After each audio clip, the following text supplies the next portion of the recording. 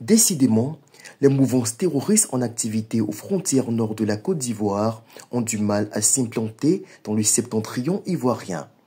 Alors que le confrère du quotidien Le Monde, Benjamin Duramel, révélait récemment dans une enquête le démantèlement d'une cellule de l'État islamique sur le sol ivoirien, Intelligence 225 ébruitait ce 29 novembre l'arrestation dans les zones frontalières du nord du pays de plusieurs hauts responsables terroristes.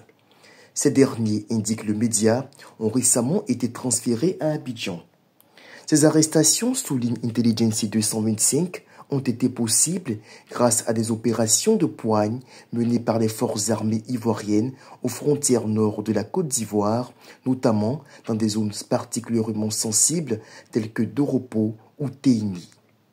Bâtie sur une action concertée entre les services de renseignement et les communautés locales dont les Peuls, la stratégie antiterroriste ivoirienne se veut inclusive et non exclusive. À cela, il faut ajouter le renforcement par les autorités ivoiriennes de la coopération avec les partenaires internationaux, notamment la France, à l'origine de la création de l'Académie de lutte contre le terrorisme de Jacquesville.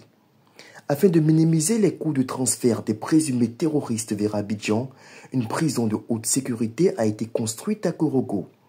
Avec efficacité mais dans la discrétion, la Côte d'Ivoire qui reste pour l'instant à l'abri des excès populistes dictés par la Russe-Afrique, comme l'on l'observe chez les voisins sahéliens, réussit avec le soutien de Paris et des autres puissances occidentales impliquées dans la lutte antiterroriste à éloigner la menace. Le défi est immense, surtout avec la perspective de l'effondrement des régimes sahéliens soumis à l'influence néocolonialiste de la Russie.